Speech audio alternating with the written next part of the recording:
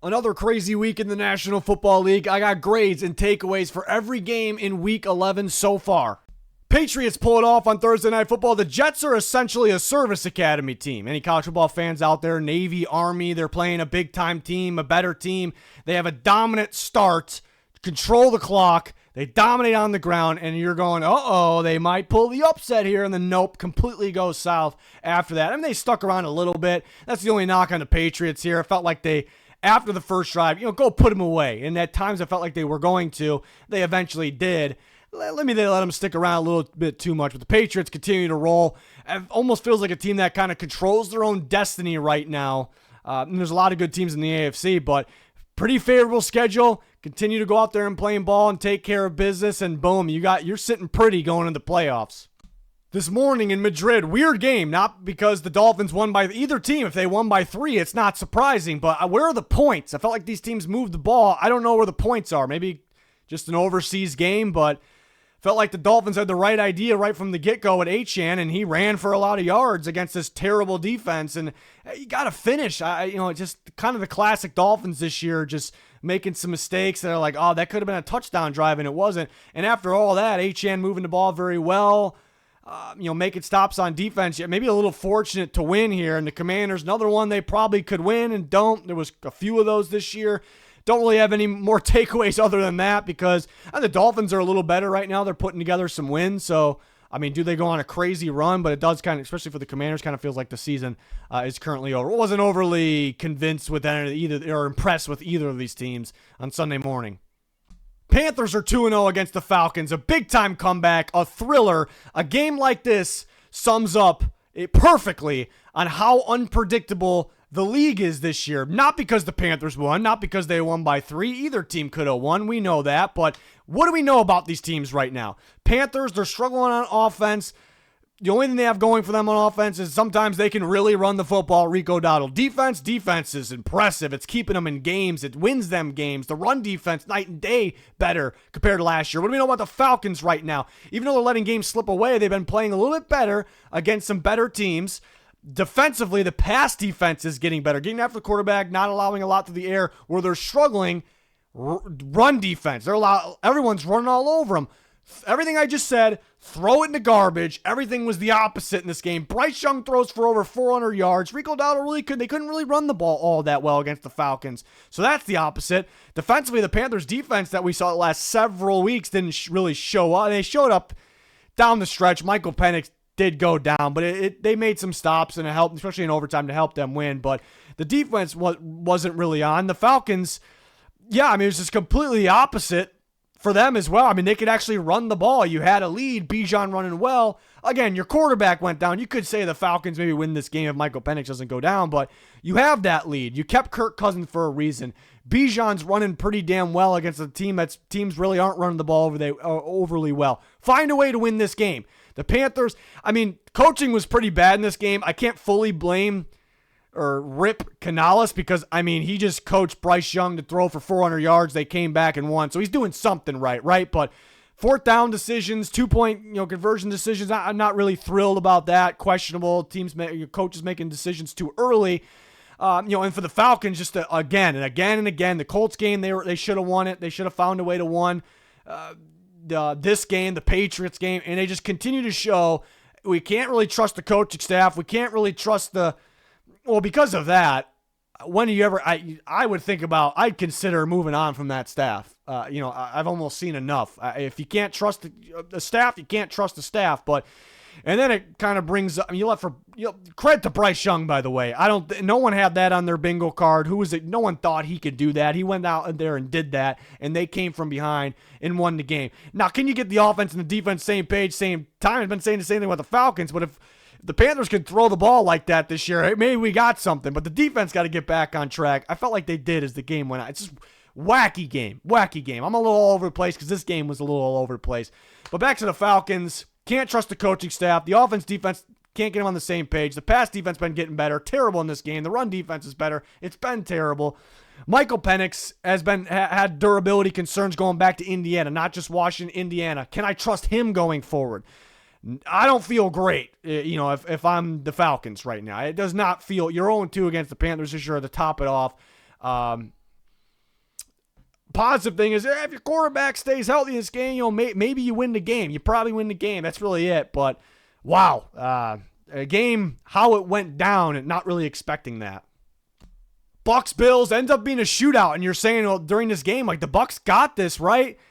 They scored 32 points. They got to be doing something right. But you really look back at this game, it was a Sean Tucker game. And other than that, and credit to Sean Tucker, credit to the Bucks for getting them going, it's great, right? Other than that, they couldn't really do much of anything else. Baker just hasn't been right since everyone declared him MVP. Has kind of gone downhill since then. Not that he was awful or anything in this game, just not enough. Missing some throws and a bad turnover at one point. Outside of Tucker, though, I'm going to keep going back to that. They scored 32 points, but not much there, and they had things kind of going their way. They made plays on defense, got turnovers on Josh Allen, and you got to, with Tucker doing what he was doing, that's not going to happen every week for really any running back. Bucky's a stud. In the turnovers, you got to be able to close this game out. So the Bucks' cold streak kind of continues. Underwhelmed the more and more I look at this game from them. And for the Bills, there's bad and there's good. The bad is, they're sloppy. Josh Allen adding to the slop mix, right? They in the special teams as well. Can't really have that. The good is, even with that, and you got beat up by Tucker, that can't happen, but all of that going against you, and you still pull away. You score 44 points. Josh Allen, even though he had some bad turnovers, he did some spectacular things as well. You're getting shavers going. The receiver situation isn't perfect either. You still find a way to pull away and put up 44 points. So it's almost a positive takeaway. This game wasn't pretty. It was sloppy. But going forward, like, you could say, Josh Allen just played normal, make the big plays you're making, cut down the turnovers a little bit. Let's keep an eye on let's not let one guy beat us on that offense. Boom, we're winning easy against good teams. So there's some positive things to take away from that for Buffalo, even though it wasn't the prettiest thing in the world. Texans-Titans, not the most exciting one, defensive game. This could be the Texans just saying, hey, we're playing the Titans. We have the best defensive football. We got the Bills coming up on Thursday Night Football. We don't want to show all of our cards, perhaps. Run game actually wasn't working too well. That's not great, but, figuring that, I thought Davis Mills threw the ball okay. They were kind of one-dimensional, and they just knew their opponent and knew what they had coming up. They'll get their quarterback back. You would think. It's a short week this week, so perfect world, a little more convincing win here. Is a little scary at times, but I think it's okay. What happened with Houston here. I wasn't really overly panicky or anything, worried about them here. They've overall been playing better football recently, and then it doesn't matter. It didn't really fully show in a game like this. What matters is Thursday night coming up against the Bills. The way their defense plays, it keeps them in the game, and if the offense, the Bills' defense isn't the greatest in the world, so maybe you make some noise. It's a must-win, basically is what I'm going to get down to, because the AFC, some teams solidifying themselves in the playoffs right now, and now you're making a run. Got to finish, got to win all these games while you have the opportunity here. And for the Titans, it wasn't nowhere near their worst game. They played much better on defense, stopping the run. The offense just didn't do enough. Really needs some receiver help. Really comes back, goes down. I'd talk about the draft with teams like this. I'm curious, if the Titans have the first pick, what are they going to do? Is a team even going to trade up for a quarterback? Talking with other people, do the Titans just take, maybe even though he's a running back, just the best player in the draft, and Jeremiah Love, it just brings you a different element to your offense? Do they go best defensive player? They're desperate for a receiver? There's some damn good ones. So very curious about the Titans when it comes to the draft. We're already kind of talking about that. Interesting topic. Another dramatic last-second win for the Chicago Bears. It's kind of funny because, the Bears had this game, right? They should have pulled it away. They didn't. They slipped. They looked like they were going to lose for a second. But why I say it's funny is because the Bears almost had to get uncomfortable, make things interesting to get comfortable, because that's how they've been winning football games, and that's exactly what happened here, and they pulled it off. But you could look at 4 quarters of this game, like how these teams played through 4 quarters. You could say the Bears probably outplayed the Vikings for most of those 4 quarters. Therefore, maybe the deserving team, even though it came down to clutch special teams, things that don't happen too often. You could still say maybe the right team still won this game. Maybe they're a little fortunate the special teams took care of business there, because the offense, you couldn't really trust them. So maybe a little fortunate it didn't come down to the offense driving the field, making plays, even though they definitely would have had a shot. But yeah, thought there was a lot more defense. I didn't think this would be an offensive game, but I didn't think it was to be this much of a defensive game. I mean, the Bears defense got their hands on the ball. McCarthy, pretty bad, missing wide open throws, receivers beating the defense. McCarthy can't execute, and then giving the Bears the ball. The one in the end zone was pretty tough because Addison had a free touchdown on that one. Severely underthrown. That's kind of deciding factor there. But the Bears got their hands on the ball. The Vikings made some key stops. I think it just kind of kept very underwhelmed by the offense. It kind of came down to what offense played worse, and the Vikings made more mistakes. McCarthy made more mistakes. So the Bears, rightfully, you could say, win this game. They got to execute better in the red zone. The Vikings do have a pretty good red zone defense, so maybe just a different matchup. They get going more. End of the day, it hasn't really been too convincing for Chicago, but at the end of the day, what are they, 7-3? They're going to get Jalen Johnson, their best defensive player, back pretty soon, so they're going to play tougher competition, but it looks pretty good for Chicago right now. It's just, again, weird finishes like this don't last forever, right? So what's going to happen when you play better teams, when things kind of don't go your way? That's kind of what we're waiting to see still for the Bears, but it's kind of a good thing we're waiting to see it still because they keep pulling off. Every week we keep saying what's going to happen when this. They keep pulling it off. Minnesota, I know McCarthy played okay down the stretch. That doesn't change how he played. It's pretty damn poor. And it's just limiting this team. And the fact that they're even, with the mistakes he had, that they're right there about to win the game, kind of says this team's, it could be good if you didn't jack up the quarterback situation. So that's pretty brutal. Wasn't convincing from either team here. Defenses were solid. Packers get that much needed win, but not the most impressive, not the most convincing one here. You could actually, I'm not saying this is a fact, but you can make the case that the Giants outplayed the Packers in many ways. The Packers didn't have much going on offense. A lot of it is have Love drop back and just heave it up, and Savion Williams makes a big-time play. That was kind of the difference in this game, I thought. But typically they stop the run. Recently they haven't been stopping it as well. Not every game. It's not consistently every game. But Tracy was able to run the ball pretty well. I mean, they're down to their third-string quarterback, and they make a clutch play in the end zone. Winston ends up being Winston. But how does it have to come down to that, right? So, I mean, I wasn't overly impressed with either side of the ball at Green Bay. I know your best player, Josh Jacobs, goes down, and it makes things, makes it a little uncomfortable. And Love went down at one point. Malik Willis, I thought, looked all right. It's a game that they should be a little more convincing in. The Giants, given their situation, I guess it was okay. It's a winnable game. Got to take care of the ball. I mean, you ran the ball all right. Could you done it a little bit more? Just, kind of ended up being a wild game. But the Packers got to play much better football. At least they do get a win. Steelers pull away from the Bengals. They win 34-12. This game was a little closer for majority of the game. Like, it felt like the Bengals were behind, but they kind of had a shot. So you could say the score ended up being a little misleading. But the Steelers, I kind of had a feeling the Steelers would pull away in this game, end up winning big. But then you could, Rodgers goes down, Warren goes down, and they still end up putting together a convincing win here. Chase Brown was really the only thing the Bengals had going for them this time around. Defense still a problem. Probably wasn't as bad as last time around against Steelers, but the Steelers, the injuries are unfortunate because I do think, looking at the defense is playing much, much better football. That's kind of been the issue for not all of the year, but majority of the year.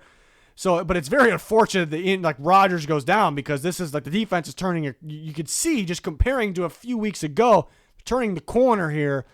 So if maybe Rodgers could come back sooner than expected right now, but I do like the way the Steelers defense is playing. It feels like they're turning a corner here, and this is kind of evidence of that, clear evidence of that. So get healthy, and then maybe you can kind of make that playoff push. Mason Rudolph came in and played pretty well, though, so I don't want to sit here and say I'm counting them out of it. They'll have a shot next week still without him, but Warren being banged up on top of it's not really helping either. But big-time win for Pittsburgh here. The Bengals need Joe Burrow back ASAP, even though it hasn't really been Flacco's fault. It's been the defense's fault, but obviously Burrow gives them that a little extra juice. The Jags dominate the Chargers 35-6. This game felt over very quick, and they just kept piling on here. Chargers, impossible to trust them on the road. This seems to be what they are on the road. I mean, it's just you can't trust the O-line. Apparently you can't trust Herbert in this situation. The defense was a lead against the Steelers, and then, it's not all on them. They were constantly on the field. The offense isn't helping, but they couldn't stop the run, and it felt like the Jags were just a far, far better team. That's really not supposed to be the case. The 6 points is ridiculous. The Jags have been giving up.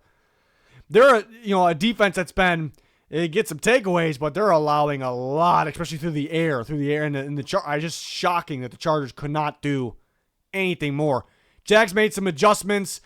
I love that we're kind of flipping things here. Earlier in the year, the Jags were winning a lot of football games, right? And we've talked about it. Things were kind of bouncing their way. They were getting a bunch of takeaways that it wasn't sustainable. It wasn't going to keep happening. They were barely squeaking by in the games, right? So at that point, it wasn't really, even though they were winning, I wasn't really feeling great about that kind of keeping up in the fashion they were winning. They were going to have to figure out some different things.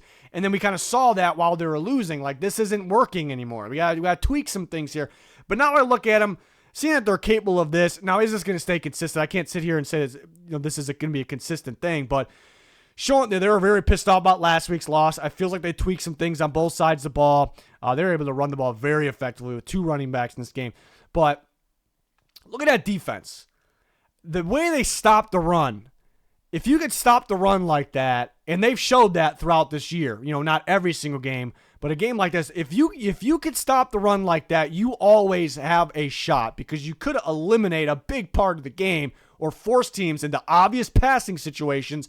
And that it's so hard for any quarterback to play quarterback when it's an obvious passing situation. That's exactly what the Jags did here. So when they're capable of doing that, which they are, they've actually proven that, wins and losses, you almost have a shot against anyone. So this Jags team I like. I want to see more of this from them. So there's a lot of positivity there from Jacksonville going forward.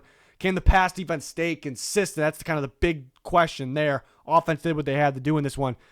Very much impressed. Big question. Does it stay consistent? The game of the day, the Rams pull it off 21-19. I'm going, how did the Seahawks almost win? They actually had a shot to win this game at the end. And I'm like, how in the hell? I mean, defense, I want to say defense because the defense did kind of keep them in the game. The pass defense was fairly solid, even with all the turnovers Seattle had. Kind of kept them in the game, but typically they're a really good defense stopping the run, but Kyren Williams ran all over them, right? So statistically at least, so it's I'm just going, how the hell was Seattle in this game? And that you can't turn the ball over that many times. There is some concerns here, playing better teams when Sam Darnold faces pressure, the pressure of playing in a big game, but being under pressure, you see the panic, you see the happy feet, and that was kind of a thing in the big games last year as well. See at the very end of Tampa game this year, they end up losing that one as another big game. So I know some people are trying to say Sam Darnold's, trying to convince me he's a lot better than you think under pressure. Sure, he's made some plays under pressure, but you worry about it, right? You worry about it in the playoffs. It's a thing of worry. It's a thing that you're a little concerned. We know the guy can ball. We know the guy can make any throw. He has the arm talent, right? He's a tough dude as well. So we're not going to doubt any of that, but it kind of makes you question. I worry about him when he's under, significant pressure. But I guess you could find a positive here for Seattle. He's not going to throw 4 interceptions, maybe ever again, and they were right there in the game. So if he just plays a little more consistent, takes care of the ball a little bit more, and they stop the run like they normally do, boom, you got yourself a ball team again, right? So you can have some positives there, but is that a thing when you play better teams? It's kind of the big question. They did get outplayed. They got outplayed. They really didn't deserve to win if they somehow made that field goal, at the end. But defense kind of kept them alive in this one. And the offense did make Darnold and JSN. They got Kenneth Walker going. They made plays, right? They kind of got him back in the game. Got to convert in the red zone, execute a little bit more there. And for the Rams, I mean, huge game. The top 2 teams, you pull it off. They're able to get Kyren Williams going a little bit on the ground. Defense got 4 turnovers, so there's a lot of positive. You make big-time plays. We know they can play on both sides of the ball. It's the best team in football right now. Overall positive, but based on how this game went, how are you not putting them away, though? There's a negative in there. It's like if they don't throw 4 interceptions next time you play, or if they play in the playoffs, it's like, is it going to be more challenging? Or maybe you're going to be able to do more on offense there. So it's kind of a weird game here. Felt like the Rams should have put them away a lot easier than they did.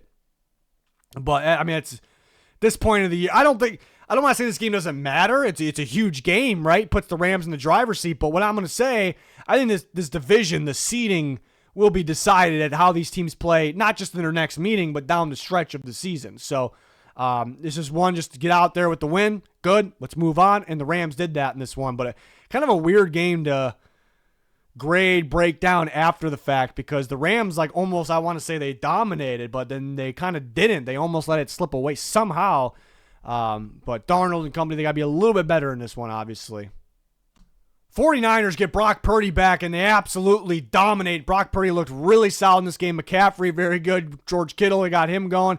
This game felt, even though the Cardinals are kind of hanging around for a little bit, it kind of felt like, all right, the Niners got this, right? And then they really pulled away. And the Cardinals had a lot of the Jacoby Brissett stats. The numbers looked really good, but yeah, trying to fight to come back. Second week in a row, the run game got taken away from them just because they were down by so much. It's just, are they losing the team right now? Like, how much effort? It felt like they had a lot of momentum, and they really turned things around against Dallas, and then it kind of went south. Went south right away in the last two games. Yeah, against good teams, but just kind of a shame because it really felt like, watch out for those Cardinals. Like, if they're, could they get going? But now it's like, nope. So, we're going to start to see them kind of, with the efforts when teams feel like they're down and then things aren't going great. So what's it going to look like going forward? Impressed with the Niners. Brock Purdy just stepping in. Cardinals, the defense typically pretty good, right? 41 points. Go out there and did what he did. The offense did. Very much impressed. Cardinals had some injuries, but the Niners got so many injuries. So can we actually use that, for this? But just so impressed with the Niners this year. They're able to do this with all they kind of went through this year. So continue to be impressed by them. Dominant outing. Ravens and Browns, a defensive outing in this one. Myles Garrett did all that he could do once again. It's just unreal. It's got to be a little frustrating, but Browns defense kind of did their part. They kind of tailed off a little bit at the end, but they definitely did their part. It's crazy that you actually got to say the Ravens might be lucky that Dillon Gabriel went down. I didn't think I'd ever be saying that about anybody ever with Dillon Gabriel. Not a great outing for Shedeur as he gets thrown in there, but he got thrown in this situation. You talk about not taking enough first-team reps, but it wasn't pretty, obviously. It wasn't pretty for Lamar Jackson either in this game, but they kind of clutched up. Mark Andrews had that big play. Derrick Henry got going more and more. The Ravens were a little fortunate. Maybe a little is generous, too. A little fortunate in this game, but the defense kind of kept them alive. It's maybe, is Lamar, the offensive line, the Ravens just not their normal juggernaut selves? Or is this, and we knew they weren't, right? But we felt like they're getting there. They're gonna get there. Or they just plain and simple not gonna get there because they're not that. Or it's just the classic Ravens at Browns, AFC North battle type of game where it could get a little wacky. It could be that. So kind of to be determined, but probably one the Browns got to win. Gabriel going down doesn't help, but yeah, that's all I got for that one. Broncos pull a big one off. I mean, this is a significant game. It is completely put the Broncos already in the driver's seat, but it completely puts them in the driver's seat, puts the Chiefs at 5-5, makes their path pretty damn difficult. And we're at that point where it's like kind of everyone's kind of been thinking, saying it, are the Broncos lucky or they clutch? A little bit of both, more one or the other. In a game like this, when you play a big-time team off a bye, huge game, you got some injuries. I mean, everyone's got some injuries, but you got some more injuries. And to be able to pull it off, it just shows they're more of that clutch team, right? They're definitely more of a clutch team. And they played well, I thought, throughout this. It was times where it's like, maybe not enough, or they're going to let this one slip away. But, the only thing they didn't have going for them is the run game. It's a negative thing because without J.K. Dobbins, you really no run game here. You got to be, you need a run game. But the positive is, don't really have the run game, and you're still able to find ways to beat the Chiefs. Bo Nix ends up outdueling Patrick Mahomes there, very clutch in the end, making big-time plays. And the defense, that last stop they had, I mean, there were stops throughout the entire game. Obviously, the pressure they're able to continue to get, best in football. Absolute clutch team. That's solid at the end of the day, even though it's not always pretty on offense. It's solid team on both sides of the ball. This is just a massive win for Denver here. And even though it kind of came to the end, you could definitely say they're more, maybe a little more deserving of winning than the Chiefs were today. For the Chiefs, they're weird because they don't feel as good on offense or as good on defense. The offense just shuts down sometimes. It's underwhelming, but when it's on, like throughout this game, it happens every week, I feel like. When it's on, it's like, oh my God, it's unreal. It's unstoppable. But then where does it go, right? I mean, they get a touchdown to Kelsey. It looks like young Kelsey flies through there and just like, how are they not getting this going with him and Wright? Like, what are they missing to get this going more? But you look at the run game, too. I mean, Kareem Hunt was very, very effective. They did not run him nearly enough. And that's kind of popped up a bit this year. The Chiefs' play calling, just not running the ball enough. You're having Mahomes throw a million times, but It's just weird. It's just a big question for me. Like, where wanting more. Like, we know they're capable of more, and they're just not fully giving. And credit to the Broncos defense for stepping up. Got to run the ball more. Defense, again, both sides just doesn't. The play calling in both sides of the ball just does not feel as good as as past years, right? The defense definitely giving up more explosive play. A couple of those third downs. What was one? 3rd and 15 or so? A little less. I don't know. You can't give that up. And there was a 3rd and 6 right after that. Just freebie. Sutton almost choked it. He went backwards, but it was a freebie. Basically, they're playing so far off the board, like off the ball. Well, what's going on there? So it's just not. It's a little bit of everything here, and it's just when they execute right, they look elite, dominant, and then it just disappears for so much of the game. And I'm just trying to figure out why. Some of it's the Broncos defense that good, specifically in this game, but I can't say it enough. It's just such a massive win for the Broncos. People were on the fence. Lucky or clutch, lucky or clutch. A win like this against a good team, statement, convincing. Boom. It's a clutch, good football team on both sides of the ball.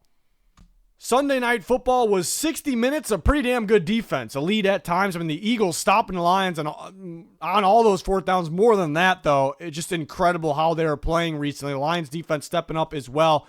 This game was also 60 minutes of terrible decisions by the coaching staffs and on the offensive side, and a lot of failed 4th downs. The 0 for 5 Lions on 4th down, never really see that, and it kind of goes back to just the point that the Lions just don't feel the same on offense as the past seasons, which was an elite offense. And the Eagles failed 4th down at the end. Just don't punt the ball away. I don't understand the decision. Another crazy decision like last week's primetime game. It's just there's a lot of that across the NFL. Bad coaching, a lot of injuries, sloppy football. And then for all that, it ends in a penalty. That is a very, very, very questionable call. I feel like there's only a handful of teams that get those calls. I could even possibly be under consideration to get those calls. It absolutely should not be. Wasn't enough contact there to be called, and the ball was severely overthrown outside of however you want to put it. So I want to say shocked that was called, but are we really going to be shocked? But yeah, there you have it. Really good defense. The win was definitely a massive factor, though. So how much help did the defense get there? The question is, can the Lions go the distance when they just couldn't get over the hump in the past? And they certainly do not feel the same right now. People thought the offense was fixed because Dan Campbell was calling plays.